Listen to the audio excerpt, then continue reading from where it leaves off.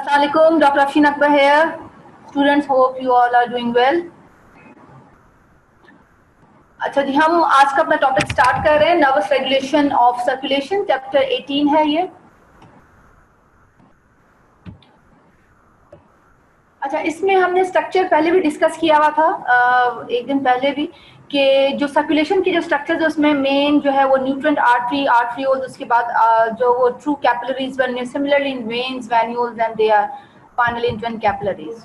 Important terms है vasoconstriction and vasodilation are related with the resistance vessels. These are arterioles. ठीक है, जहां पे भी resistance vessels का नाम हो तो we are talking about arterioles, right?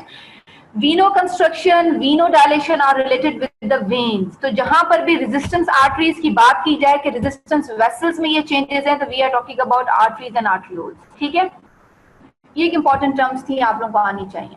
अच्छा, blood vessels की भी innovations है, sympathetic नर्वस सिस्टम से भी, पैरासिम्पैथेटिक नर्वस सिस्टम से भी. सिम्पैथेटिक नर्वस सिस्टम से नॉरएड्रेनर्जिक फाइबर्स हैं and on the blood vessels in all part of the body to mediate वेजोकंस्ट्रक्शन.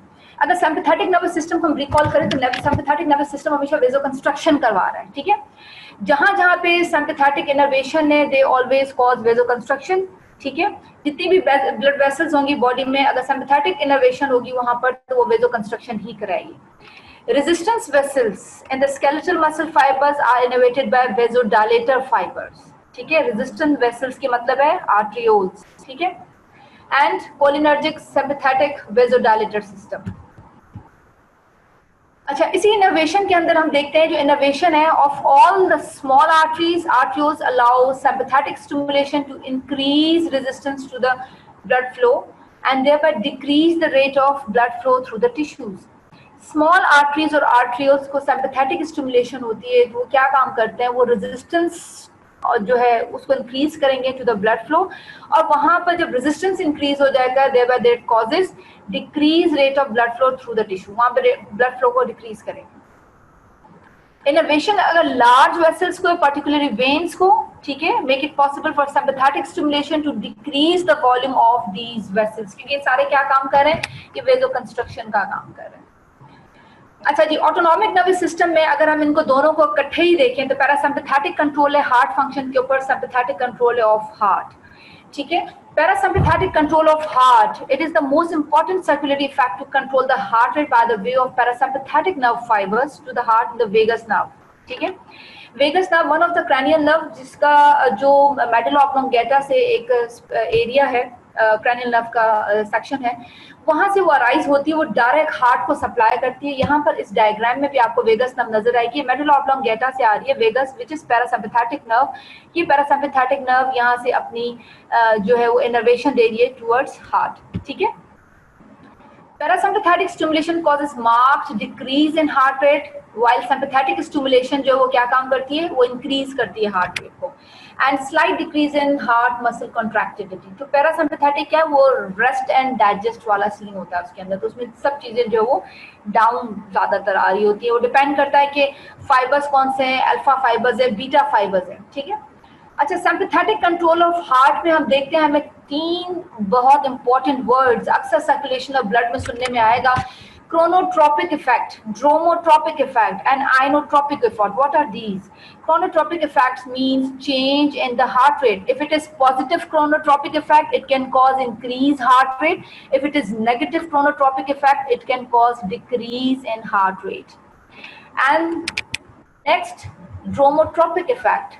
Dromotropic effect में हम क्या बात कर रहे हैं? Here we are talking about the rate of conduction through the AV node.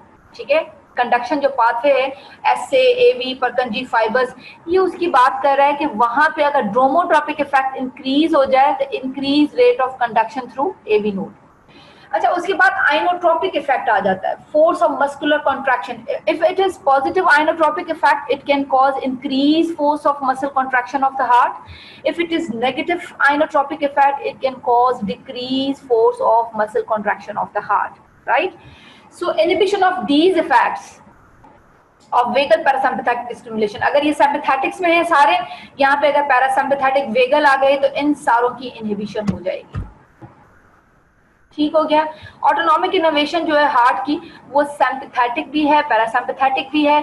Sympathetic through vagus nerve आ रही है, parasympathetic through vagus nerve, and sympathetic cardiac nerves जो है वो इंक्रीज हार्ट रेट करा रही हैं, फोर्स ऑफ कॉन्ट्रैक्शन को इंक्रीज कर रही हैं, जबकि पैरासिम्पैथेटिक मैंने आपको बताया था वो चीज़ों को कम करती है, हार्ट रेट डिक्रीज करेगी, फोर्स ऑफ कॉन्ट्रैक्टिलिटी को भी डिक्रीज करेगी। अच्छा, यहाँ पे सिंपैथेटिक और पैरासिम्पैथेटिक की जो इनर्वेशन है फ्रॉम मेडुला ऑब्लोंगेटा और vasomotor centre in the medulla, वहाँ से sympathetic chain both side of the हम देखेंगे कि स्पाइनल कॉर्ड है। उसके बाद हमें सिंपैथेटिक स्टिमुलेशन, सिंपैथेटिक चेन मौजूद है। अच्छा, उसके बाद हम देख रहे हैं यहाँ पे कि ये जो बिल्कुल रेड डैश लाइंस में नजर आ रहा है, ये वेसोमोटर सेंटर से ये वेगस नर्व की इनर्वेशन है which is parasympathetic towards the heart. ठीक है, उसके अलावा जितनी भी सिंपैथेटिक इनर्वेशन है वो सारी ब्लड वेसल्स को है, ऑल ब्लड वेसल्स, उसमें सारी ब्लड वेसल्स आ जाती हैं। ठीक है, अगर ये सेरिब्रल कॉर्टेक्स को देखें, वहां से हमें ब्रेन के अंदर हाइपोथैलेमस हम देखेंगे, टेम्परेचर रेगुलेशन एरिया भी है, लिम्बिक सिस्टम भी है। फिर हम इसी हाइपोथैलेमस से थोड़ा नीचे की तरफ आ जाते हैं, यहाँ पे हमें मेडुला नजर आ रहा है, पोन्स नजर आ रहा है। यहाँ पे हम देखेंगे कि हमें रेस्पिरेटरी सेंटर भी नजर आ रहा है, यहाँ पे हमें जो है सर्कुलेटरी सेंटर भी नजर आ रहा है, हमें सिंपैथेटिक नर्वस सिस्टम का एरिया भी नजर आ रहा है, हमें यहाँ पे पैरासिम्पैथेटिक नर्वस सिस्टम का एरिया भी नजर आ रहा है। ठीक है, सो वेगस न्यूक्लिया यहाँ पे मौजूद है which is vagus nerve, cranial nerve nuclei. ठीक है, अच्छा जी, व्हाट इज वेसोमोटर सेंटर? हमने ऊपर भी देखा कि जनाब यहाँ पर भी एक वेसोमोटर सेंटर लिखा हुआ है छोटा सा, व्हाट इज दिस? अब वेसोमोटर सेंटर बेसिकली होता है located the bilaterally mainly in the reticular substance of the medulla and the lower third of the pons in an area called vasomotor center. अब इसकी इंपॉर्टेंस क्या है vasomotor center की? This center transmits parasympathetic impulses through the vagus nerve to the heart and transmits sympathetic impulses through the spinal cord and peripheral sympathetic nerves to virtually all arteries, arterioles and veins of the body. अब इस vasomotor centre का काम है, ये दोनों तरफ होता है क्योंकि मेडुला ऑब्लोंगेटा बना हुआ है और lower third of pons area में बना हुआ, उस एरिया में एक वेसोमोटर सेंटर है। इसका काम ये है कि ये सिंपैथेटिक के जरिए भी इंपल्सेस भेज रहा है ताकि वेगस नर्व के जरिए हार्ट की तरफ हार्ट का रेट कम हो, कॉन्ट्रैक्टिलिटी कम हो। ये सिंपैथेटिक चेन जो बायलैटरल मौजूद है, जो मैंने पहले आपको इस डायग्राम में दिखाई थी, ये सिंपैथेटिक चेन है। यहाँ पर भी ये सिग्नल्स भेजता है वेसोमोटर सेंटर स्पाइनल कॉर्ड से पेरिफेरल सिंपैथेटिक नर्व, जितनी भी आर्टरीज, आर्टरियोल में जितनी भी वेन्स ऑफ द बॉडी, उनको अगर ये सिंपैथेटिक स्टिमुलेशन करे, that means it can cause increase in arterial pressure, increase heart rate, increase contractility of heart. So ये सेंटर है vasomotor center which is located in the medulla and the lower third of bones in the area called vasomotor. ये centre parasympathetic impulses through vagus nerve heart पे भेज रहा है, sympathetic impulses through spinal cord और sympathetic nerve fibre through all the arteries, arterioles, veins of the body, और फिर ये इन चीजों को कंट्रोल कर रहा है। अगर हम देखें सिंपैथेटिक टोन डिक्रीज हो जाए, ये एरो देख रहे हैं नीचे की तरफ है, सिंपैथेटिक टोन इंक्रीज हो जाए, सिंपैथेटिक टोन इन डिक्रीज होने का मतलब है पैरासिम्पैथेटिक सिस्टम आर एक्टिवेटेड, ऐसा ही है। सिंपैथेटिक टोन इंक्रीज होने का मतलब है कि सिंपैथेटिक स्टिमुलेशन है। कल वाला लेक्चर अगर आप लोगों को याद हो तो हमने जो बताया था कि वेसल्स स्ट्रेच करती हैं, मायोजेनिक रिएक्शन था, PO2 इंक्रीज, एंडोथेलियन भी रिलीज होना शुरू हो जाएगा, एपिनेफ्रिन रिलीज होगा, एंजियोटेंसिन 2 रिलीज होगा, ये सारे कंस्ट्रिक्शन कराएंगे, सिंपैथेटिक में कंस्ट्रिक्शन होगी, ठीक है, वेजो कंस्ट्रिक्शन। पैरासिम्पैथेटिक में आ जाएंगे, इसका मतलब है सिंपैथेटिक टोन जो है वो डिक्रीज है।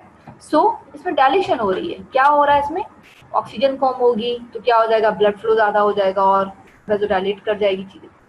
एडिनोसिन रिलीज हुआ, carbon dioxide, hydrogen, potassium, nitric oxide. उसके बाद हमने देखा कि जनाब ब्रेडिकाइनिन, कैलिड्रिन, एपिनेफ्रिन, ये सारे के सारे, हिस्टामिन, एंडोथेलियन 1, ये सारे जब रिलीज हुए हैं तो इन सारों ने क्या काम किया, ये हार्मोनल इफेक्ट्स थे इसके, इन्होंने डायलेशन करवाई है वेसल्स की। ठीक हो गया, ये कल वाले उसमें से एक थोड़ा सा रिकॉल करवा रही हूँ। अच्छा जी, फैक्टर्स अफेक्ट करते हैं activity of rostral ventrolateral medulla.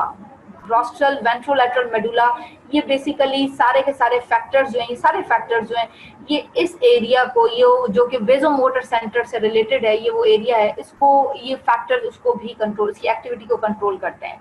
Direct stimulation by carbon dioxide, hypoxia, तो फौरन जो है ये जो वेजोमोटर सेंटर है या रॉस्ट्रल वेंट्रोलैटरल मेडुला है ये एक्टिवेट हो जाता है। एक्साइटेटरी इनपुट्स इस एरिया को कॉर्टेक्स से आ रही हैं थ्रू हाइपोथैलेमस, और उसके बाद mesencephalic periaqueductal grey area, brain stem reticular system, pain pathway, somatic afferents, carotid and aortic chemoreceptors, ये सारे के सारे इफेक्ट्स जो हैं इसको रॉस्ट्रल वेंट्रोलैटरल मेडुला और वेजोमोटर सेंटर्स को ये फैक्टर्स अफेक्ट करेंगे, उसकी एक्टिविटी को जो है वो चेंज करेंगे। डायरेक्ट स्टिमुलेशन ये करते हैं।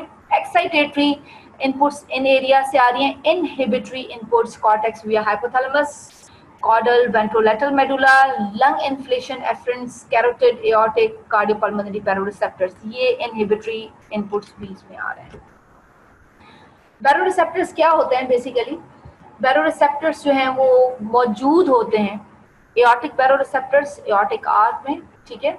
उसके बाद कैरोटिड बॉडीज में भी जो है वो बैरोरिसेप्टर्स मौजूद है। बेसिकली ये क्या होते हैं? ये बैरोरिसेप्टर्स जो है ये फौरन सेंस कर लेते हैं change in the blood pressure, arterial pressure, ठीक है, उसको ये जो है वो रेगुलेट करवा रहे हैं। आगे हम इसको डिस्कस करते हैं।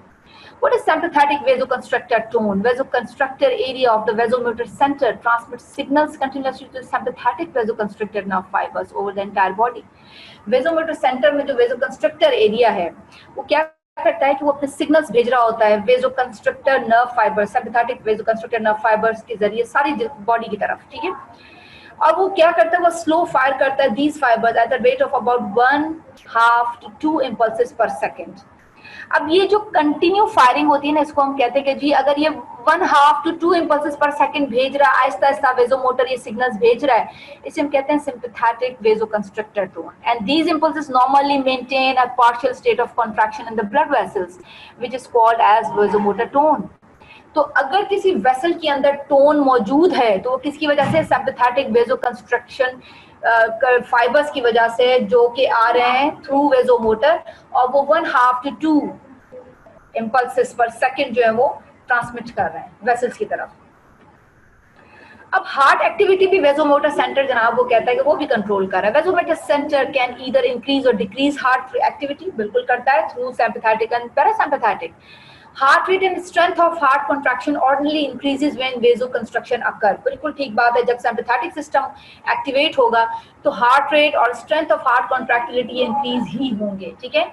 Decreases when the vasoconstriction is inhibited, that means we are talking about parasympathetic system। जब parasympathetic एक्टिवेट होगा तो यही चीजें हार्ट की एक्टिविटीज कम हो जाएंगी। न्यूरोट्रांसमीटर्स हैं एड्रेनल मेडुला से जो रिलीज होते हैं, ये पिछली दफा भी लेक्चर में हमने डिस्कस किया था। एपिनेफ्रिन, नॉरएपिनेफ्रिन, ये सिंपैथेटिक वेजोकंस्ट्रिक्टर ट्रांसमीटर सब्सटेंसेस हैं, ठीक है। ये हार्मोन जो है ये रिलीज होंगे एड्रेनल मेडुला से, ब्लड स्ट्रीम में जाएंगे और सारे बॉडी में डिस्ट्रीब्यूट हो जाएंगे and they act directly on the blood vessels usually to cause vasoconstriction, ठीक है। उसके बाद सिंपैथेटिक वेजोडायलेटर सिस्टम भी है, ठीक है। एक एपिनेफ्रीन आ जाता है, बिल्कुल बेचारा अलग से ही है, उसका काफी जगहों पर तो ऐसा है कि वो सिंपैथेटिक इफेक्ट रखता है और वो वेजोकंस्ट्रक्शन करवा रहा है। लेकिन यहाँ पर हम देखेंगे कि sympathetic nerve to skeletal muscles carry sympathetic vasodilator fibres as well as constrictor fibres. जो एपिनेफ्रीन खुद है उसके पास कुछ सिंपैथेटिक वेजोडायलेटर सब्सटेंस फाइबर्स भी हैं, कुछ वेजोकंस्ट्रक्टर फाइबर्स भी हैं, ठीक है। So vasodilator effect is believed to cause by epinephrine exciting specifically beta adrenergic receptor. Epinephrine अगर अल्फा रिसेप्टर्स पे एक्ट करेगी मसल्स पे किसी भी जगह पर तो वो वेजोकंस्ट्रक्शन कराएगी। बीटा एडिनेर्जिक रिसेप्टर्स पे एपिनेफ्रिन एक्ट करेगी तो वो क्या कराएगी? वेजोडायलेशन कराएगी, ठीक है। At the onset of exercise, sympathetic vasodilator system might cause initial vasodilation of the skeletal muscles, और उसके बाद जो है वो ब्लड फ्लो को इंक्रीज करती है और ताकि मसल्स को जो है वो न्यूट्रिशंस मिल सके। अब नर्वस कंट्रोल जो है आर्टीरियल प्रेशर का, उसमें चेंजेस अगर आती हैं, changes in arterial pressure, fall हो जाए, आर्टीरियल प्रेशर कम हो जाए, इसका मतलब ब्लड प्रेशर कम हो जाए, it can cause increased sympathetic activity and decrease in parasympathetic activity। जाहिर है उससे क्या हो जाएगा? ब्लड प्रेशर बढ़ेगा हार्ट की कॉन्ट्रैक्टिलिटी इंक्रीज होगी, और उसके साथ साथ जनाब हम ये भी देखेंगे कि उसमें हार्ट रेट भी इंक्रीज होगा। राइज इन आर्टीरियल प्रेशर, अगर किसी सब्जेक्ट का ब्लड प्रेशर बढ़ जाए तो उसमें क्या हो जाएगा, डिक्रीज इन सिंपैथेटिक एक्टिविटी, वो इनहिबिट हो जाएगी, और increase in parasympathetic activity, that means कि वो ब्लड प्रेशर को बैक टूवर्ड्स नॉर्मल लेकर आएगा। यहाँ पे एक बड़ी अच्छी सी डायग्राम मुझे मिली थी, इसमें हम देखेंगे पैरासिम्पैथेटिक स्टिमुलेशन है, अगर हार्ट के ऊपर decrease heart rate, decrease cardiac output, decrease in blood pressure, ये जो पिछली वाले हमने इस स्लाइड में बात की थी उसको हम इसमें वेरीफाई कर रहे हैं। अगर सिंपैथेटिक स्टिमुलेशन है हार्ट के ऊपर, इंक्रीज हार्ट रेट है, कॉन्ट्रैक्टाइल स्ट्रेंथ ज्यादा है, स्ट्रोक वॉल्यूम ज्यादा है, कार्डियक आउटपुट ज्यादा है, ब्लड प्रेशर ज्यादा हो गया। यही सिंपैथेटिक अगर आर्टरीज पे बात करता है, वेजो कंस्ट्रक्शन एक्ट कर रहा है, तो ये वेजो कंस्ट्रक्शन कराएगा, ज्यादा कराएगा, टोटल पेरिफेरल रेजिस्टेंस ज्यादा हो जाएगा, ब्लड प्रेशर ज्यादा हो जाएगा। अगर यही सिंपैथेटिक स्टिमुलेशन वेन्स पे आ गए, वीनो कंस्ट्रक्शन कराएगा, वीनस रिटर्न को ज्यादा करेगा, स्ट्रोक वॉल्यूम ज्यादा करेगा, कार्डियक आउटपुट ज्यादा करेगा, और ब्लड प्रेशर भी ज्यादा करेगा। ये एक इसका अगर आप लोग स्क्रीनशॉट ले सकते हैं तो इसका स्क्रीनशॉट ले लें, ये बड़ी इंपॉर्टेंट सी डायग्राम है, ये आपको फाइनली बताती है कि सिंपैथेटिक ने क्या हार्ट पे काम करना है, पैरासिम्पैथेटिक ने क्या काम करना है। ठीक हो गया। हम आ जाते हैं बैरोरिसेप्टर्स के ऊपर। यहाँ पे हम बैरोरिसेप्टर्स देखते हैं कि ये हार्ट में हमें देख रहे हैं कि आर्क ऑफ एओर्टा बना हुआ है, ये हार्ट है, ये वेसल्स हैं, कुछ ब्रेन को सप्लाई कर रही हैं, कुछ यहाँ पे आर्क ऑफ एओर्टा जो वो रेस्ट ऑफ द बॉडी को, नीचे की तरफ बॉडी को ये सप्लाई करेगी। यहाँ पे कुछ रिसेप्टर्स मौजूद हैं जिन्हें हम कहते हैं ये बैरोरिसेप्टर्स हैं, एओर्टिक आर्क बैरोरिसेप्टर्स। उसके बाद हम देखेंगे कैरोटिड साइनस बैरोरिसेप्टर्स भी मौजूद हैं। ठीक है, बैरोरिसेप्टर का काम क्या है, बेसिकली नेगेटिव फीडबैक मैकेनिज्म के थ्रू काम करता है, ये कंट्रोल करता है आर्टीरियल प्रेशर को विद इन सेकेंड्स। जैसे ही ब्लड प्रेशर में चेंज आएगा विद इन सेकेंड्स, अगर ज्यादा होगा उसको बैक टूवर्ड नॉर्मल लाएगा, अगर कम होगा उसको बैक टूवर्ड नॉर्मल लाएगा। सो ये होते कहाँ पर है baroreceptors, high pressure large systemic arteries, तो ये हाई प्रेशर एरियाज हैं, आर्क ऑफ एओर्टा और उसके साथ साथ जो ये कैरोटिड कॉमन कैरोटिड आर्टरीज हैं। ठीक है, अच्छा जी, internal carotid artery, carotid sinus and arch of aorta. Baroreceptors do not respond in pressure between 50 और 60 millimetre of mercury.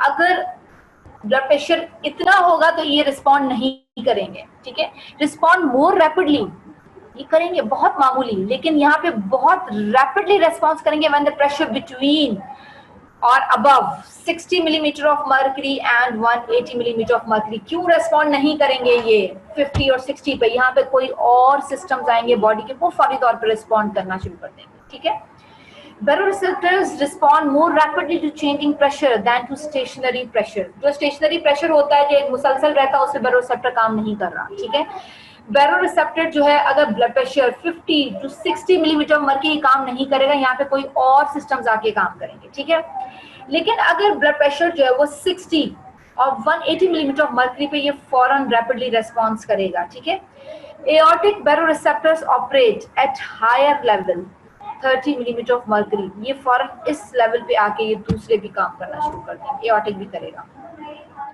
Baroreceptor reflex को देखते हैं हम कि ये कैसे काम कर रहा है। अगर राइज है ब्लड प्रेशर के अंदर तो कैरोटिड आर्टरीज और आर्क ऑफ एओर्टा, ठीक है, arc of aorta, baroreceptor impulses जो है ना ट्रांसमिट होती है थ्रू हियरिंग्स नर्व्स और टू द ग्लोसोफेरेंजियल। ये जो ग्लोसोफेरेंजियल नर्व है, बहुत सारी क्रैनियल नर्व्स होती है, हमारे पास 12 क्रैनियल नर्व्स हैं, one of this glossopharyngeal nerve. ठीक है, एंड वेगस नर्व। अब ये होता है क्या कि वेगस ग्लोसोफेरेंजियल से एक हियरिंग नर्व भी निकलती है। ठीक है, उसकी भी एक डायग्राम आपको दिखा देती हूँ मैं, शायद पीछे हो इसमें, ये हेयरिंग नर्व नजर आ रही है, ये ग्लोसोफेरेंजियल है, फिर यहाँ से ये हेयरिंग नर्व आ रही है, ये यहाँ पे आके जो है इसको सप्लाई कर रही है। ठीक हो गया, वेगस नर्व तो है अपनी जगह पे, एक ग्लोसोफेरेंजियल भी आती है which is I think 10th cranial nerve. ठीक है जनाब, अगर किसी का ब्लड प्रेशर ज्यादा है, कैरोटिड एंड एओर्टिक बैरोरिसेप्टर्स जो है वो स्ट्रेच हुए, ज्यादा प्रेशर ज्यादा था, उन्होंने इंपल्सेस ट्रांसमिट की थ्रू हियरिंग नर्व की, glossopharyngeal and through vagus to tractus solitarius. ये क्या गए हैं, ये इंपल्सेस गए हैं। ठीक है, उन्होंने फौरन क्या किया है, ये इनहिबिशन किया है वेजो कंस्ट्रिक्टर एरिया का in the brain, in the medulla, फिर उसके बाद वेजोडाइलेशन हो गई है वेन्स की भी और आर्ट्रियोल्स की भी। ये पैरासिम्पैथेटिक ने काम किया है, क्योंकि आर्टियल प्रेशर ज्यादा था ना, तो अब पैरासिम्पैथेटिक काम करेगा और इनहिबिशन हो जाएगी वेजोकंस्ट्रिक्टर एरिया की, दैट मींस इनहिबिशन हो जाएगी सिम्पैथेटिक एरिया की, ठीक है। अब यहाँ पे पैरासिम्पैथेटिक स्टिमुलेशन स्टार्ट हो गई, decrease heart rate and the force of contraction, decrease in cardiac output and the peripheral resistance, finally decrease in arterial pressure. So this is basically a baroreceptor reflex और इसे हम कहते हैं ये flow chart है baroreceptor reflex का, ठीक है। सिग्निफिकेंस क्या है बैरोरेसेप्टर्स की, क्योंकि बैरोरेसेप्टर्स हमने बात की थी कि ये बिल्कुल कैरोटिड्स में भी मौजूद हैं। तो अगर हेड एंड नेक की जो मूवमेंट्स हैं, ठीक है, वो ये आर्टीरियल प्रेशर फॉल करता है हेड एंड नेक रीजन में fall when there is an change in posture leading to unconsciousness, ठीक है। अगर तो कोई प्रॉब्लम है नेक रीजन में और उसकी पोस्चर में कोई चेंज आया तो यहाँ पे सब्जेक्ट को अनकॉन्शियसनेस हो सकती है। क्यों? क्योंकि यहीं से इन्हीं आर्टरी से कैरोटिड से ब्रेन को ब्लड सप्लाई हो रहा है, ठीक है। Baroreceptor respond within seconds to bring arterial pressure towards normal, ठीक है। और ये बिल्कुल मिनट टू मिनट जो है ना वो वेरिएशन आर्टीरियल प्रेशर के अंदर लेके आ रहा होता है, about 1/3 that which would occur with the baroreceptor system not present. ये बिल्कुल उस वक्त काम कर रहा होता है मिनट टू मिनट की, कोई भी उसके अंदर चेंज आए तो उसको फौरन जो वो रेस्पॉन्स करे। सो बैरोरेसेप्टर्स को हम कहते हैं work as a pressure buffer, pressure ज्यादा हो ये फौरन काम करना शुरू कर देगा। बैरोरेसेप्टर का क्या रोल है कि ये लॉन्ग टर्म कंट्रोल भी करे। Baroreceptor to reset in 1 to 2 days to the pressure level to which they are exposed. अगर 2 दिन तक भी कोई ब्लड प्रेशर जो है उसको ये एक्सपोज रहा, उस प्रेशर में चेंज रही, तो ये उस वक्त भी काम करेगा। Prolonged increase in arterial pressure will cause decreased renal sympathetic activity, resulting in increased excretion of salt and water, sodium and water, followed by decrease in arterial pressure. होता क्या है कि एक तो बैरोरेसेप्टर 101 से 2 दिन तक प्रेशर लेवल में अगर चेंज हो, उसको एक्सपोज हो, तो उसको एक तो वो काम करेगा। दूसरा ये क्या काम करता है, अगर किसी सब्जेक्ट का आर्टीरियल प्रेशर ज्यादा है तो क्या होता है कि किडनी की तरफ जो सिम्पैथेटिक एक्टिविटी वो डिक्रीज हो जाती है। जब किडनी की तरफ सिम्पैथेटिक एक्टिविटी डिक्रीज हो जाएगी तो किडनी क्या काम करती है, वो सोडियम को बाहर फेंक देगी यूरिन के जरिए, बहुत सारा पानी भी उठा के उसने बाहर निकाल देना है, followed by decrease in arterial pressure. So जो अगर किडनी का ये काम कि वो एक्सक्रीट करे sodium, it is called as natriuresis. अगर वो सिर्फ पानी बाहर निकाल रही है, एक्सक्रीट आउट कर रही है, which is called as diuresis. So when there is increase in arterial pressure, prolonged increase in arterial pressure, decrease in renal sympathetic activity that causes natriuresis, diuresis, and that may leads to decrease in arterial pressure. ठीक है? Chemoreceptors भी होते हैं कुछ carotid bodies के अंदर, bifurcation of common carotid arteries के ऊपर, एओर्टिक बॉडीज में भी एडजेसेंट टू द एओर्टा। पहले हमने बात की कि वहाँ पे बैरोरिसेप्टर्स होते हैं, वहाँ पे कुछ कीमोरिसेप्टर्स भी होते हैं, ठीक है।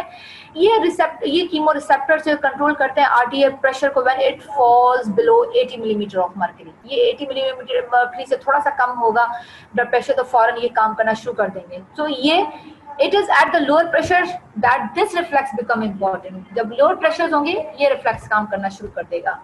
कीमोरिसेप्टर सेंसिटिव होते हैं केमिकल्स को, लाइक ऑक्सीजन कम हो गई ये रिस्पॉन्ड करेंगे, कार्बन डाइऑक्साइड ज्यादा हो गई ये रिस्पॉन्ड करना शुरू कर देंगे, हाइड्रोजन ज्यादा हो गई ये रिस्पॉन्स करना शुरू कर देंगे। कीमोरिसेप्टर्स बेसिकली एक्साइट करें उसी हियरिंग नर्व को, which is the branch of this glossopharyngeal nerve, and the vagus nerve, and impulses go to the vasomotor center of the brainstem. ये क्या करेंगी, ऑक्सीजन कम हुई सेंसिटिव हो गए, कार्बन डाइऑक्साइड हाइड्रोजन ज्यादा हो गई ये सेंसिटिव हो गए, उन्होंने फौरी तौर पे जाके सिग्नल्स जो है वो दिए किसको, हेयरिंग नर्व के जरिए वेजोमोटर सेंटर को, और उसको एक्साइट हुआ, and this elevates the arterial pressure back towards normal, ठीक है। Atrial and pulmonary artery reflex, atria और पल्मोनरी आर्टरी जो है ना वो कंटेन करता है लो प्रेशर स्ट्रेच रिसेप्टर्स होते हैं उसके पास, minimise change in arterial pressure in response to change in the blood volume. ये इलिसिट करता है एक रिफ्लेक्स पैरेलल टू द बिल्कुल बैरोरेसेप्टर रिफ्लेक्स ही होता है, rise in the blood volume that lead to small rise in the pressure. अब देखें ये भी स्ट्रेच रिसेप्टर्स ही है, इन्होंने जरा भी इसके अंदर चेंज देखा फौरन रिस्पॉन्स किया और वॉल्यूम को भी ज्यादा किया और स्मॉल राइज इन प्रेशर भी हुआ। लो ऑक्सीजन लेवल जो है वो वेजोडाइलेशन तो करवाएगा, लेकिन ये फौरन जो है ये उसको ब्लड प्रेशर को बैक टूवर्ड्स नॉर्मल करेंगे। पहले तो फ्लो बढ़ेगा ना उस जगह पर, उसके बाद ये फ्लो बढ़ने के बाद वो ब्लड प्रेशर को वापस बैक करेंगे, क्योंकि ब्लड फ्लो जो होता है ना किसी भी जगह पर कुछ मिनट्स के लिए रहता है, उसके बाद वो बैक टूवर्ड्स नॉर्मल हो जाता है। Atrial reflex activating kidney volume reflex, increase blood volume में अगर stretch receptors in the atria heart के अंदर, रिफ्लेक्स डायलेशन हुई afferent arterioles of the kidney, kidney के अंदर हम देखेंगे दो तरह के आर्ट्रियोल्स होते हैं, एक एफरेंट होते हैं, इफरेंट आर्ट्रियोल्स होते हैं, उसकी डायलेशन होना शुरू हो गई, डिक्रीज रेजिस्टेंस आया जा रहा है, अगर वो डायलेट हो गई हैं तो एफरेंट आर्ट्रियोल्स की, increase renal plasma flow, increase glomerular capillary pressure, increase GFR and increase fluid loss from the kidney. अगर ब्लड वॉल्यूम ज्यादा हो गया है तब भी किडनी ने, एट्रिया ने उसके रिसेप्टर स्ट्रेच कर देने हैं, एफरेंट आर्टरी उसको डायलेट करना है, किडनी का GFR ज्यादा करना है, प्लाज्मा वॉल्यूम ज्यादा करना है, और बेसिकली काम क्या करना है, get rid of this extra fluid from the kidney. ठीक है, increase blood volume, stretch receptors, atria, decrease secretion of ADH. ADH कहाँ से रिलीज होता है, anti diuretic hormone which is also called as vasopressin from the hypothalamus. hypothalamus से बन के ये आ जाता है posterior pituitary, posterior pituitary से ये रिलीज होता है, ब्लड में जाएगा.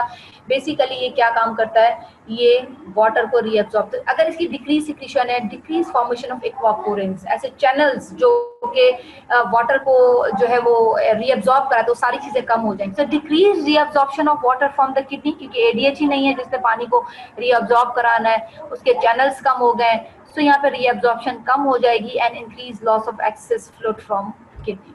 ठीक है, again increase in blood volume, stretch receptors हुए, एट्रियल नेट्री पेप्टाइड एक हार्मोन है, ये रिलीज होगा from the atrial muscle, small increase in GFR, decrease sodium absorption from the collecting tubules, increase excretion of salt and water and loss of access fluid from the body. तो बहुत सारे atria ने भी काम किया है पानी को बाहर निकालने के लिए. हम एट्रियल रिफ्लेक्स है, पल्मोनरी रिफ्लेक्स है, और ये सारे के सारे जो है ये क्या काम कर रहे हैं कि इस रिफ्लेक्स के जरिए ये वाटर को, एक्सेस वाटर को बाहर की तरफ थ्रो आउट कर रहे हैं. ठीक है,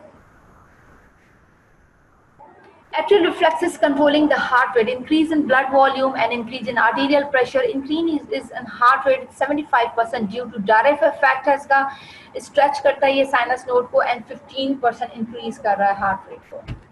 सबसे important एक और है कि ये reflexes में हम discuss कर रहे हैं, vein bridge reflex भी है. ठीक है, 40 to 60% इंक्रीज इसमें रिफ्लेक्स में ये हार्ट रेट इंक्रीज होता है. बेसिकली कैसे होता है, स्ट्रेच होता है एट्रियल रिसेप्टर्स का, एफरेंट इम्पल्सेस वहां से वेगस नर्व्स के थ्रू जा रही है मेडुला की तरफ, efferent impulses will go back via the vagus and sympathetic, increase in heart rate, force of contraction of heart. ये सारे के सारे इसकी वेन ब्रिज रिफ्लेक्स की वजह से कि एट्रिया स्ट्रेचुअस के रिसेप्टर्स, ये इम्पल्सेस गई एफरेंट के जरिए विया वेगस टू मेडुला, इफरेंट के जरिए वापस आ गई थ्रू वेगस एंड सिंपैथेटिक, और सिंपैथेटिक से आई तो उन्होंने क्या काम किया, हार्ट रेट इंक्रीज कराया, फोर्स ऑफ कॉन्ट्रैक्शन इंक्रीज कराया. इसकी सिग्निफिकेंस क्या है कि क्यों वेन ब्रिज रिफ्लेक्स इंपॉर्टेंट है, कि प्रिवेंट करता है damming of blood in the veins, artery and pulmonary circulation, वहां पे ब्लड जमा ना हो जाए, ये चलता ही रहे, ये सर्कुलेट करता रहे. सेंट्रल नर्वस सिस्टम और ischaemic response, act as an emergency pressure control system. ये जो सेंट्रल नर्वस सिस्टम है और इस्कीमिक रिस्पॉन्स है, active when the pressure falls below 60 millimetre of mercury. Maximally ये एक्टिव कब होता है, when the pressure is 20 to 30 millimetre of mercury. मैंने आपसे कहा था कि जी बैरोरिसेप्टर कुछ लेवल पे काम कर रहा है, कि जी वो कहता है कि जी 60 और 180 मिलीमीटर ऑफ मर्करी पे होगा तो मैं काम करूंगा, लेकिन मैंने कहा था आपको ये भी समझाया था कि कुछ और सिस्टम्स हैं जो एक्टिवेट हो जाते हैं. So here the sub most important central nervous system ischemic response is active, maximally active when the pressure is 20 to 30 millimeter of mercury, right? Act is an emergency pressure control that acts rapidly and very powerfully to prevent the further decrease in arterial pressure whenever the blood flow to the brain decreases dangerously close to the lethal level. इस हद तक blood pressure गिर जाए कि उसे लगे कि जी brain की तरफ अब जो है वो ब्लड जा ही नहीं रहा, उस वक्त आके ये काम करता है बिल्कुल लास्ट पे. तो इस कंट्रोल सिस्टम हम कहते हैं last ditch pressure control system. So अगर आपसे पूछा जाए what is last ditch pressure control system, that is central nervous system ischaemic response. It act on maximally active when the blood pressure is at the level of 20 to 30 millimeter of mercury. ये active तो 60 पे हो जाता है, लेकिन ये maximum active हो जाता है 20 to 30. That's why it is called as last ditch pressure control system. ठीक है, अच्छा जी इसको भी छोड़ें. Cushing reaction, Type of CNS ischemic response when the pressure of CSF increases and becomes equal to arterial pressure.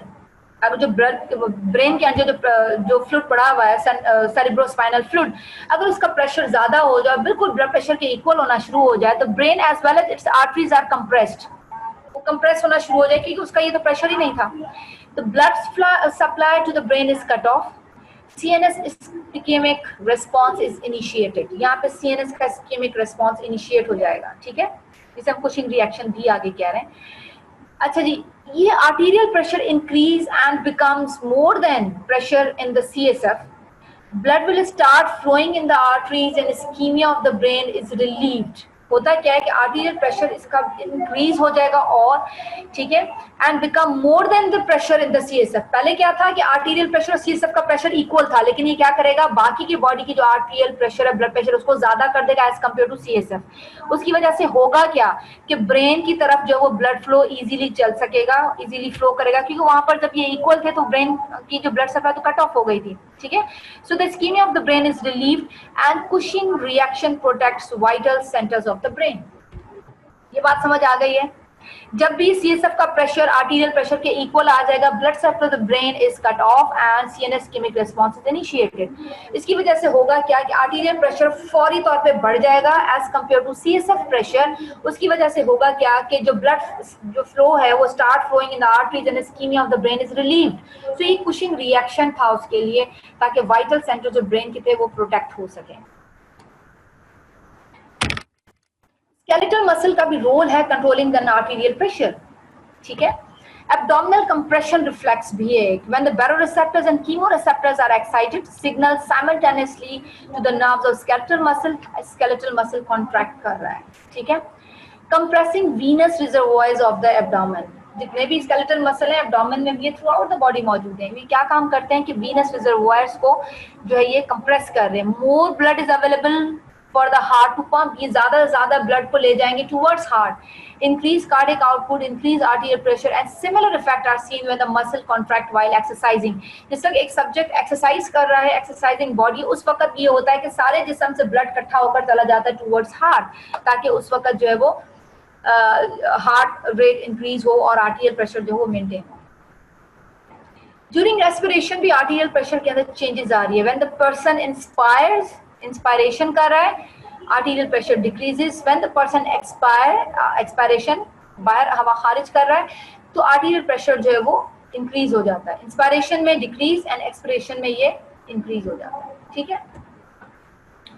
Sympathetic activation increases sodium reabsorption by the kidneys. Sympathetic काम ये कर रहा है. Activation of alpha adrenergic receptors. अगर alpha adrenergic receptors जो है उसकी activation होना शुरू हो जाए तो इंक्रीज सोडियम एंड वाटर की रीअब्जॉर्प्शन हो जाती है. प्रॉक्सिमल ट्यूब्यूल्स में, थिक असेंडिंग और डिसेंडिंग लिम्ब में, distal tubule of the kidney में सोडियम भी रीअब्जॉर्ब हो जाएगा, पानी भी जमा हो जाएगा. किडनी जो है वो सोडियम को भी एब्जॉर्ब करके ब्लड में डाल देगी, वाटर को भी डाल देगी, ठीक है. कंस्ट्रिक्शन ऑफ रीनल आर्ट्रियोल्स, वहाँ पे कंस्ट्रक्शन ऑफ रीनल आर्ट्रियोल्स भी है. अगर सिंपैथेटिक एक्टिवेशन है वो इंक्रीज कर रही है ना सोडियम और रीअब्जॉर्प्शन को, वाटर की रीअब्जॉर्प्शन को, ठीक है. जीएफआर कम हो जाएगा. Decrease excretion of sodium water. जाहिर है जब यहाँ पर रीअब्जॉर्प्शन ज्यादा हो रही है तो एक्सक्रीशन तो डिक्रीज ही होगी. और all these systems can stimulate the rennin release and angiotensin 2 and aldosterone formation. जब ये सारी एक्टिविटी होगी कि बहुत ज्यादा सोडियम और वाटर रीअब्सॉर्ब होना शुरू हो गया है, जीएफआर कम हो रहा है और एक्सक्रीशन ऑफ सोडियम और वाटर कम हुई है, तो फौरन रेनिन रिलीज होगा, एंजियोटेंसिन 2 रिलीज होगा, एल्डोस्टेरोन की फॉर्मेशन भी होगी. हम लॉन्ग टर्म कंट्रोल देखते हैं आर्टीरियल प्रेशर का. किस तरह से किडनी जो है, क्या किडनी का रोल है कंट्रोलिंग द आर्टीरियल प्रेशर. उसमें सबसे इंपॉर्टेंटली 2 मैकेनिज्म काम कर रहे हैं, 2 mechanism, renin angiotensin aldosterone system और प्रेशर नेट्रोयूरेसिस एंड डायूरेसिस. नेट्रोयूरेसिस आपको रिकॉल हो गया होगा कि अगर सोडियम बाहर एक्सक्रीट आउट हो रहा है तो उसे नेट्रोयूरेसिस कहेंगे, अगर सिर्फ वाटर एक्सक्रीट आउट हो रहा है तो वो डायूरेसिस कहलाएगा, ठीक है. अब रेनिन एंजियोटेंसिन एल्डोस्टेरोन सिस्टम को हम डिस्कस करते हैं. If there is a fall in the arterial pressure, कोई ऐसा सब्जेक्ट है जिसका ब्लड प्रेशर गिर गया है, कम हो गया, हो सकता है एक्सेसिव वॉमिटिंग्स कर दी हो सकता है कि उसने बहुत गलती से कोई दवाइयां खा ली हो सकता है वो कोई ऑलरेडी ब्लड प्रेशर का मरीज हो और उसका blood pressure due to unavailability of food और इस तरह की चीजें ना ली हो तो उसका बीपी गिर गया हो. बहुत सारी रीजन हो सकती हैं. ठीक है, एक्सेसिव स्वेटिंग की वजह से हो सकता है ब्लड प्रेशर कम हो गया. When there is in fall in arterial pressure, fall in glomerular capillary hydrostatic pressure, जो ग्लोमेरुलस है, कैपिलरी है बनी हुई इसकी किडनी के अंदर, जो ग्लोमेरुलस नेफ्रॉन के अंदर बनी हुई है, उसका भी प्रेशर कम हो जाएगा क्योंकि ऑलरेडी आर्टीरियल प्रेशर कम है. जीएफआर कम हो जाएगा. ग्लोमेरुलर से जो पानी फिल्टर होकर किडनी में यूरिन बना के बाहर निकाल रहा है ना, वो प्रेशर कम हो जाएगा. जीएफआर होगा नहीं इतना ज्यादा. So decrease in sodium and chloride in the macula densa. Macula densa भी एक एरिया है इसी नेफ्रॉन के अंदर ही. वो सेंस करता है ना जब सोडियम और क्लोराइड को, तो वो शांत खामोशी से बैठा रहता है. लेकिन जब वो सेंस करेगा ना कि इसे मैकुला डेंसा को सोडियम क्लोराइड मिला नहीं है, ठीक है, तो ये क्या करना शुरू कर देता है, वहां पे एक एंजाइम होता है, ये रेनिन और हार्मोन होता है, ये फौरन उसको एक्टिवेट कर देता है. मतलब वो पहले एक इनएक्टिव फॉर्म में प्रो रेनिन के फॉर्म में मौजूद होता है, उसको एक्टिव कर देता है, उसको रेनिन बना देता है. ठीक है, रेनिन बना के वो क्या करता है, रेनिन वहीं पे मौजूद दूसरा एंजियोटेंसिन जिन को कन्वर्ट कराता है इनटू एंजियोटेंसिन 1 को. ठीक है, ये भी किडनी से रिलीज हो रहा है एंजियोटेंसिन 1, वो वहीं पे इसको कन्वर्ट करा रहा है. एंजियोटेंसिन 1 जो है वो कन्वर्ट होता है into angiotensin 2 in the lungs. ये किडनी से निकले सर्कुलेशन के थ्रू एंजियोटेंसिन 1 पहुंच गया लंग्स में, वहां पे ये एंजियोटेंसिन 2 में कन्वर्ट हो गया. लेकिन ये लंग्स के साथ साथ किडनी में भी कन्वर्ट हो जाता है, उधर भी पहुंचा, ब्लड वेसल में पहुंचा. ठीक है, थ्रू एंजियोटेंसिन कन्वर्टिंग एंजाइम. तो बेसिकली हुआ क्या कि आर्टीरियल प्रेशर कम हो गया, किडनी को फिल्ट्रेशन के लिए है वो फिल्टर नहीं, प्लाज्मा नहीं मिला, तो वहां पे रेनिन रिलीज किया, रेनिन आया, रेनिन ने एंजियोटेंसिनोजिन को कन्वर्ट किया एक्टिव फॉर्म एंजियोटेंसिन 1 को. एंजियोटेंसिन भागता हुआ हर जगह पे गया, लंग्स में गया, किडनी में गया, ब्लड वेसल्स में गया, वहां पे एंजियोटेंसिन कन्वर्टिंग एंजाइम था, उसने उसको फौरन जो है एंजियोटेंसिन 2 में कन्वर्ट कराया. एंजियोटेंसिन 2 अब क्या चीज है, एंजियोटेंसिन 2 इज अ पावरफुल वेजोकंस्ट्रिक्टर.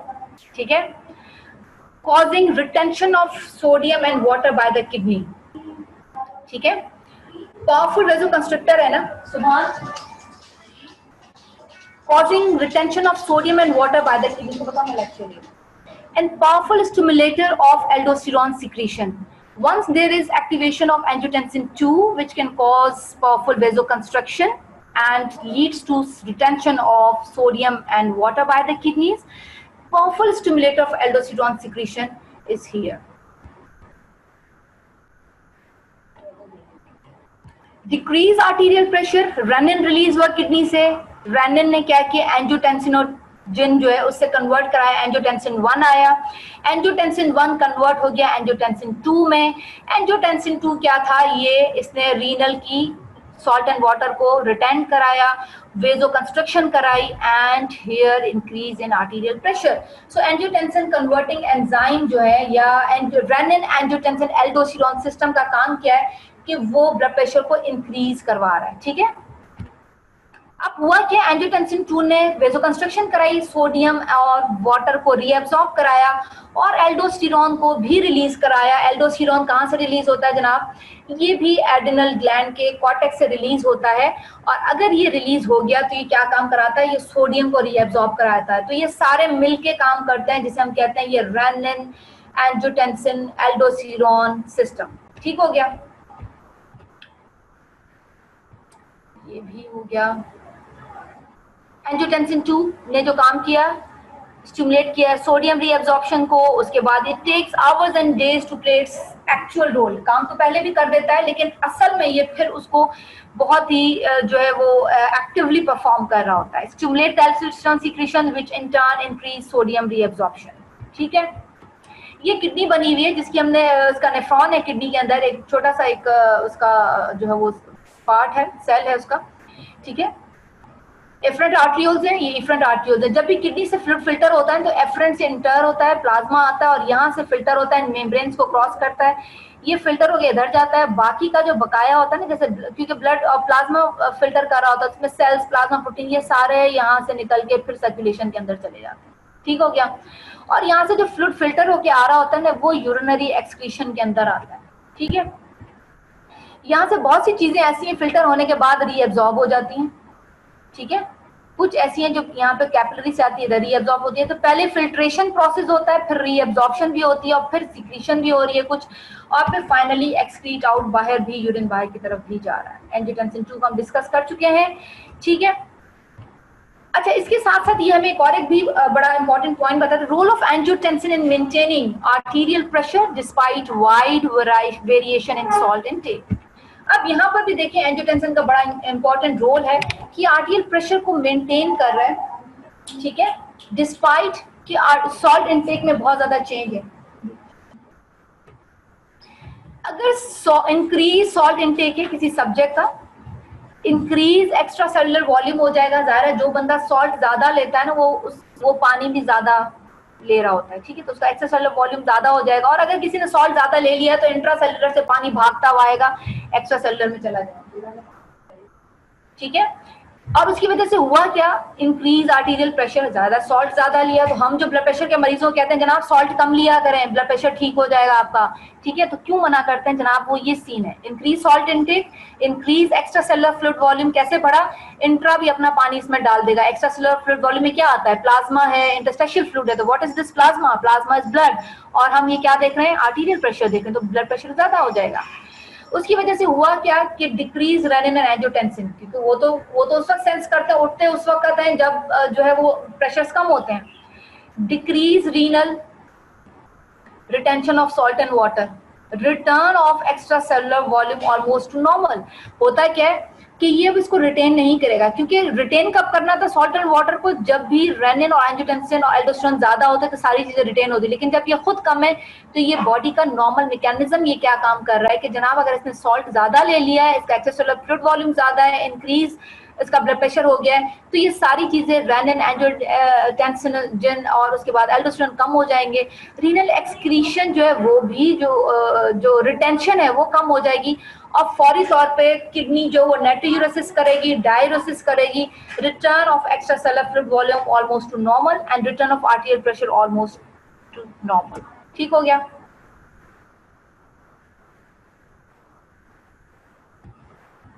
ये जो किडनी का इसमें काम था ना, इसे हम कहते हैं इसने नेगेटिव फीडबैक का काम किया है।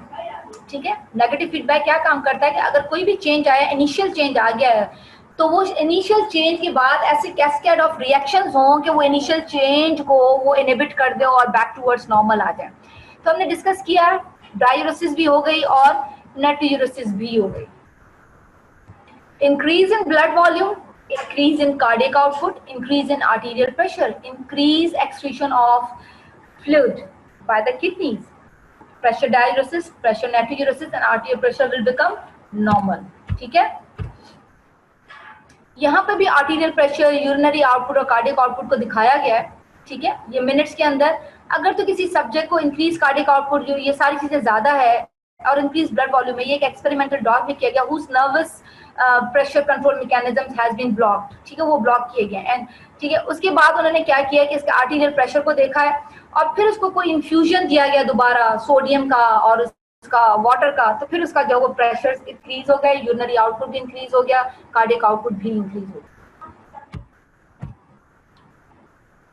इनटेक और आउटपुट को देखें अगर हम, और आर्टीरियल प्रेशर को देखें। ठीक है, इनटेक और आउटपुट जो है, आर्टीरियल प्रेशर जो होता है वो हम देखते हैं कि जनाब अगर जो आर्टीरियल प्रेशर है वो 100 और 80 मिलीमीटर ऑफ मर्करी अगर डायस्टोलिक को हम देखते हैं।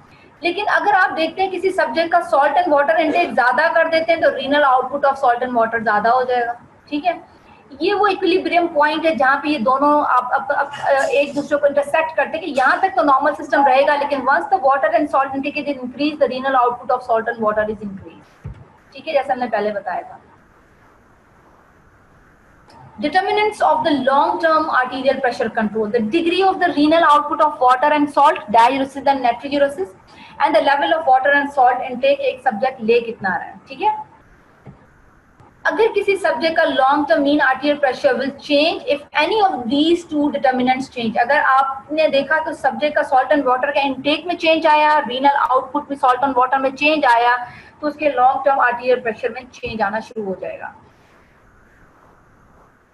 Role of fluid volume in arterial pressure regulation, increase extracellular fluid volume, blood volume ज्यादा हो जाएगा, increase vein circulatory filling pressure वो भी ज्यादा हो जाएगा, increase venous return of the blood to the heart, cardiac output ज्यादा हो गया। अब इसने क्या काम किया, अगर कार्डियक आउटपुट ज्यादा हो गया, इसने क्या किया, ऑटो रेगुलेशन की, इंक्रीज टोटल पेरिफेरल रेजिस्टेंस उसको इंक्रीज करा दिया, और फिर बकाया उसने क्या काम किया कि जो आर्टीरियल प्रेशर उसको बैक टूवर्ड्स नॉर्मल लेके आया। तो आर्टीरियल प्रेशर की रेगुलेशन इनिशियली तो खुद बॉडी के मैकेनिज्म्स खुद काम कर रहे हैं, लॉन्ग टर्म कर रहा है, एक्यूट टर्म भी जो है वो ब्लड फ्लो भी ये काम कर रहा है, ठीक है, बैरोरिसेप्टर्स भी ये काम कर रहे हैं, हर चीज ये कर रहा है कि either the blood pressure is rise और ब्लड प्रेशर इज लेस।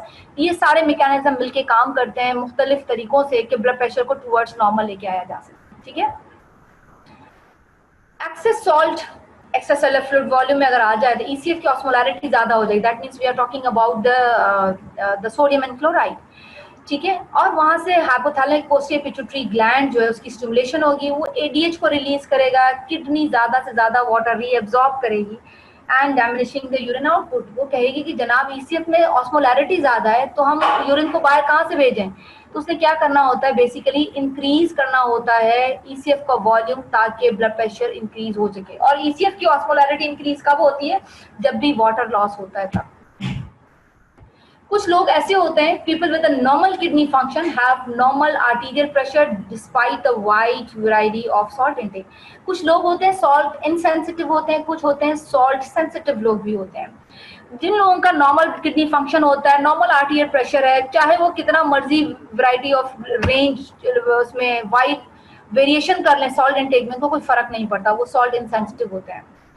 लेकिन क्या होता है कि किडनी तो नॉर्मल है, तो इसीलिए वो उनको इतना फर्क नहीं पड़ता। When the person is with the kidney damage, उसका जो किडनी डैमेज है, function shows marked rise in arterial pressure when the salt intake is increased, ठीक है। वंस किसी सब्जेक्ट की किडनी डैमेज हो ही चुकी है, लेकिन अगर कंटिन्यूअसली सॉल्ट इनटेक लिया जाएगा तो किडनी बाद में भी डैमेज हो सकती है। तो initially the subject are salt insensitive, when this salt intake is continue it may leads to damage the kidney functions, और उसके बाद फाइनली उसका आर्टीरियल प्रेशर ज्यादा होना शुरू हो जाएगा जब भी वो सॉल्ट को ज्यादा करता रहेगा। If the kidney are working normally, increased salt intake will not cause significant rise in arterial pressure. ठीक है, किडनी अगर नॉर्मल है तो increase salt intake for a short time, short period, वो इतना सिग्निफिकेंट नहीं करेगी, ठीक है, प्रेशर चेंज नहीं करेगी।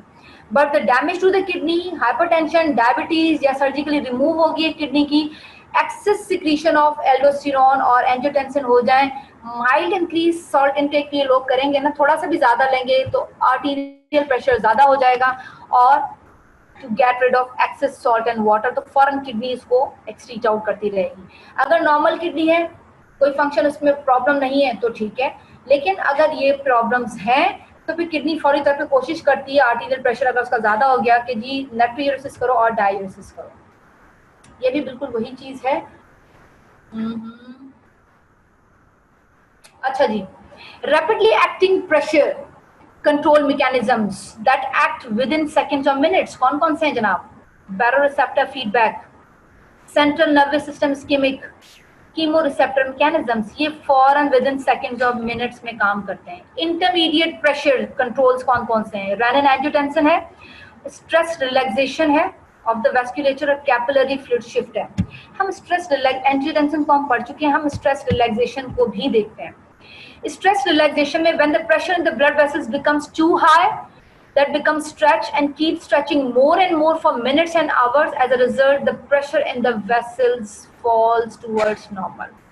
होता क्या है कि जब भी प्रेशर ब्लड वेसल्स में ज्यादा हो जाने का, बहुत ज्यादा, तो वो स्ट्रेच होना शुरू हो जाती है। वो स्ट्रेच होने के बाद वेसोडाइलेटर्स रिलीज करती हैं स्ट्रेच, ठीक है। अगर ये बहुत मिनट्स और आवर्स तक रहे तो ये ब्लड प्रेशर वापस टूवर्ड्स नॉर्मल आ जाएगा। तो कंटिन्यू स्ट्रेचिंग जो वेसल्स की है ना, उसे कहते हैं stress relaxation, can serve as intermediate term pressure buffers, ठीक है। Capillary fluid shift, shift of fluid through the tissue capillary walls in and out of the circulation to readjust. अब कैपिलरी का काम क्या है कि या तो वो फ्लूइड अपनी तरफ इनवर्ड मूव करवा रही है, आउटवर्ड मूव करवा रही है, बेसिकली वो रीएडजस्ट कर रही होती है ब्लड वॉल्यूम को कितना नीडेड है इस वक्त, ठीक है।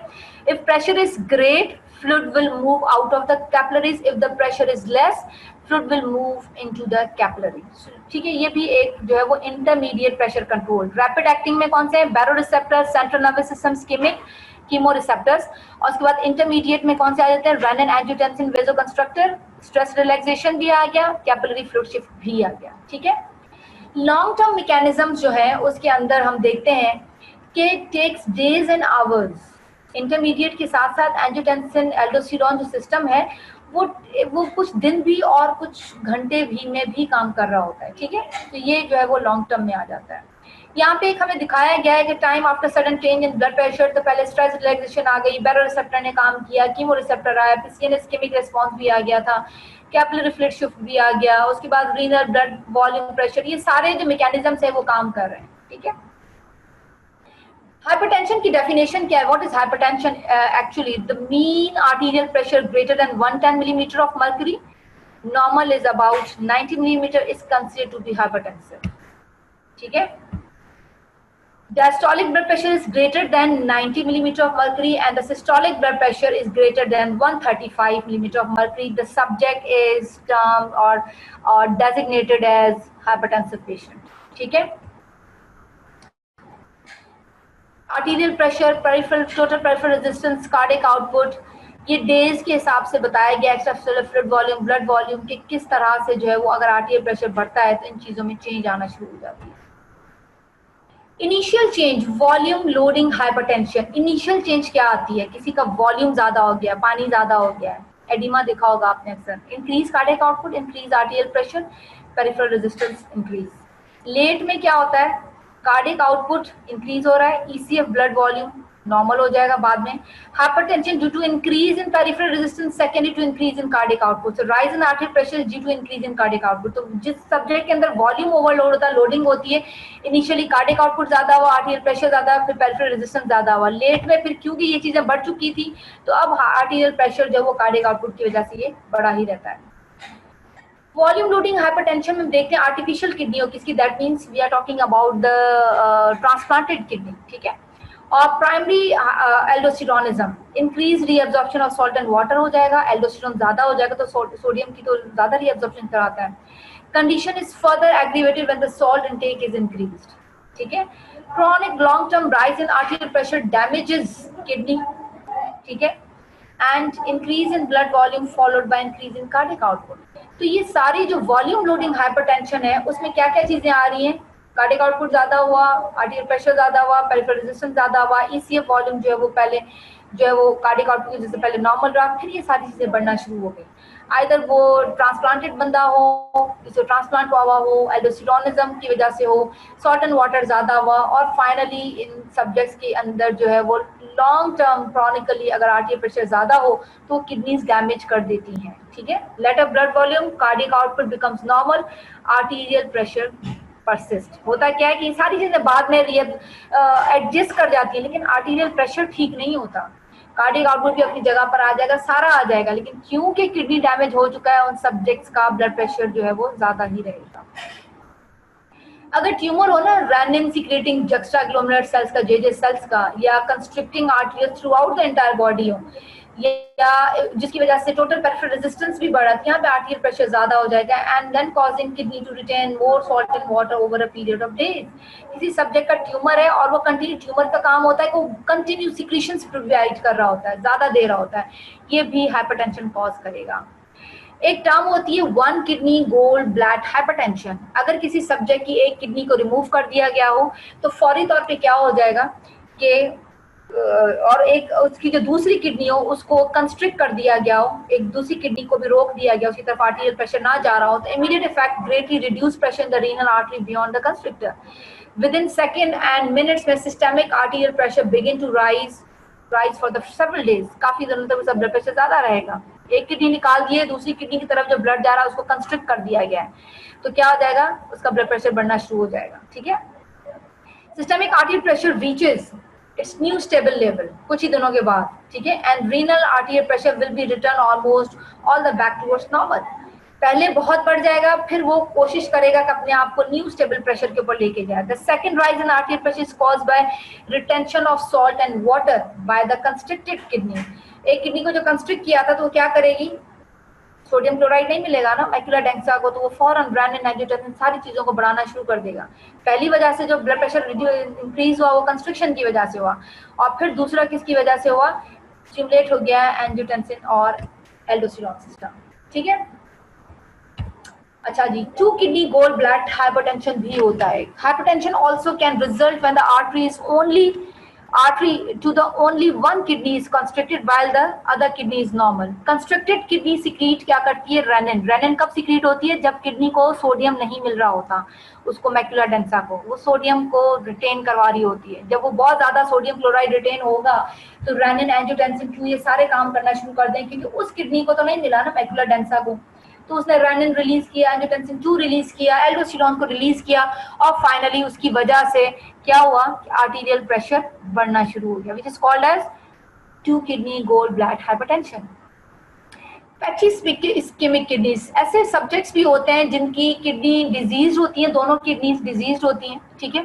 डिजीज किडनी की वजह से रेनिन रिलीज हुआ, एंजियोटेंसिन 2 रिलीज हुआ, और फाइनली ये भी हाइपरटेंशन कॉज करता है, स्पेशली इन ओल्डर पर्संस, ठीक है। कोआक्टेशन ऑफ एओर्टा भी कॉम्बिनेशन है वॉल्यूम लोडिंग की और वेजो कंस्ट्रक्शन की, ठीक है। इसमें होता है क्या है कि हाइपरटेंशन या ब्लड प्रेशर होता है अपर पार्ट ऑफ बॉडी के अंदर। ये छोटे बच्चे जो पैदा होते हैं ना, उनमें से फ्यू थाउजेंड्स में से एक छोटा बच्चा ऐसे होता है जिनके अंदर ब्लॉकेज होती है एओर्टा की या कंस्ट्रक्शन होती है। अब होता है क्या, ब्लड फ्लो जो होता है ना लोअर पार्ट ऑफ बॉडी का, क्योंकि वो कंस्ट्रक्शन हो गई, वो मल्टीपल छोटी छोटी सी कोलेटरल आर्टरीज बन जाती हैं और वो उसको ब्लड सप्लाई कर रही होती है लोअर पार्ट को। और अपर पार्ट जो होता है उस सब्जेक्ट का between the upper and lower part, वहां पे वेस्कुलर रेजिस्टेंस प्रोवाइड हो जाता है। क्यों? क्योंकि कोआक्टेशन है। कोआक्टेशन का मतलब है कंस्ट्रिक्शन है, ब्लॉकेज है, वो नीचे सप्लाई नहीं हो रहा ब्लड, ठीक है। As a consequence arterial pressure upper part of the body is may be 40-50% higher than that in the lower body. तो अपर पार्ट ऑफ बॉडी में ब्लड प्रेशर ज्यादा होता है, लोअर पार्ट में कम होता है। In both the high pressure areas and the low pressure areas, the local blood flow is controlled almost exactly in accord with the need of the tissue and not in accord with the level of the pressure. अब जिन subjects को coarctation of aorta होता है ना, तो tissues को तो blood flow तो चाहिए होता है, चाहे कि नीचे ऊपर pressure ज्यादा है, नीचे pressure कम है, लेकिन tissues को हमेशा उतना ही pressure, उतना ही load दिया जाता है जितना tissue की जरूरत होती है। टॉक्सीमिया ऑफ प्रेगनेंसी भी एक कंडीशन है। इसमें होता क्या है कि जो प्रेग्नेंट खवातीनें होती हैं उनमें हाइपरटेंशन डेवलप हो जाता है एक्सपेक्टेंट मदर्स के अंदर, ठीक है। जब वो बेबी डिलीवर हो जाता है तो उनकी जो है वो ये हाइपरटेंशन खत्म हो जाता है। ये हो क्यों रहा है? इस्कीमिया हो जाता है प्लेसेंटा का, ठीक है। Release of placental toxic factors, कुछ प्लेसेंटास ऐसे होते हैं, बड़े कम लोगों में ही होती है, फीमेल्स में ये, वो टॉक्सिक फैक्टर्स रिलीज करता है। वो टॉक्सिक फैक्टर्स प्लेसेंटा का इस्कीमिया कर देता है and causes dysfunction of vascular endothelial cells through out the body including the blood vessels of kidney. अब एंडोथेलियल डिसफंक्शन जब होगा तो डिक्रीज रिलीज हो जाएगा नाइट्रिक ऑक्साइड का एंड अदर वेजोडाइलेटर सब्सटेंसेस, और होगा क्या, ये वेजो कंस्ट्रक्शन का। कल हमने क्या पढ़ा था, नाइट्रिक ऑक्साइड क्या होता है, रिलैक्सिंग करता है, लेकिन क्योंकि ये तो है ही कम, क्योंकि एंडोथेलियल डिस्ट्रक्शन हो गया। अब क्या होगा, हर जगह पे वेजो कंस्ट्रक्शन होगी, decrease rate of fluid filtration from the glomerula to the kidneys, impaired renal fluid natriuresis and development of hypertension। ऐसी खवातीनों को ब्लड प्रेशर हो जाता है। एक जेनेटिक कॉजेज भी होती है हाइपरटेंशन की, इसका मतलब है जिसे मोनोजेनिक हाइपरटेंशन भी कहते हैं। ये वजह इसकी ये है कि म्यूटेशन हो जाती है किसी भी सिंगल जीन के अंदर, और this can cause excess salt and water reabsorption by the kidney tubules and finally increase synthesis or activity of the hormones that stimulate the renal tubular salt and water reabsorption. कौन कौन से? Renin, angiotensin 2, aldosterone, और finally ये hypertension cause करेंगे। एक neurogenic hypertension भी होता है। न्यूरोजेनिक हाइपरटेंशन में हम देखते हैं when a person become excited, किसी रीजन की वजह से एंजाइटी हो जाए, सिंपैथेटिक सिस्टम एक्सेसिवली स्टिमुलेट हो जाता है, वेजो कंस्ट्रक्शन हो जाती है everywhere in the body and acute hypertension ensues. या आप कह लीजिए एग्जाम से पहले पहले, ठीक है, रिजल्ट आने से पहले पहले, तो ये न्यूरोजेनिक हाइपरटेंशन होता है। अच्छा जी, प्राइमरी हाइपरटेंशन। वेट गेन की वजह से, सेडेंटरी लाइफ की वजह से, और उसकी कोई अननोन रीजंस भी हो सकती हैं, ठीक है। सिंपैथेटिक एंजियोटेंसिन 2 एल्डोस्टेरोन पढ़ चुके हैं। रीनल प्रेशर नाट्रोयूरेसिस मैकेनिज्म उसमें इंपेयर हो जाए। अब देखो ना, सिंपैथेटिक नर्व एक्टिविटी अगर बढ़ जाए, ओवरवेट पेशेंट्स में हो सकती है। एंजियोटेंसिन 2 और एल्डोस्टेरोन बढ़ जाए, किस वजह से हो सकता है? ये सिंपैथेटिक नर्व स्टिमुलेशन की वजह से हो सकता है, ठीक है। हम न्यूरोजेनिक की बात कर रहे हैं। रीनल प्रेशर नाट्रोयूरेसिस मैकेनिज्म जो है वो खराब हो जाए, इंपेयर्ड हो जाए, तो ज्यादा अमाउंट में जो है वो सोडियम एंड वाटर वो क्या हो जाएगा, रिटेन होगा, ठीक है। And kidney will not excrete an adequate amount of salt and water unless arterial pressure is high or unless the kidney function is somehow improve. तो ये सारे काम जो है ये उसके साथ खराब होते जाएंगे when subject is obese, subject is taking a lot of salt, ठीक है। और सेडेंटरी लाइफ स्टाइल, चलता फिरता ना हो, वॉक करना चाहिए वैसे। अच्छा, so what is the treatment of essential hypertension? जिसकी वजह क्या थी? लाइफस्टाइल मॉडिफिकेशन करनी चाहिए, कुछ वेजोडायलेटर ड्रग्स लेनी चाहिए ताकि रीनल ब्लड फ्लो बेहतर हो, कुछ नेट्रीयूरेटिक ड्रग्स होनी चाहिए, कुछ डाययूरेटिक ड्रग्स होनी चाहिए, कुछ ऐसी भी ड्रग्स होनी चाहिए जो सिंपैथेटिक सिस्टम को एक्टिवेट करें। ओके जी, होप यू ऑल अंडरस्टैंड, ठीक है। हम इंशाल्लाह, मैं आपसे नेक्स्ट वीक मिलूंगी नेक्स्ट लेक्चर्स में, ठीक है। अल्लाह हाफिज।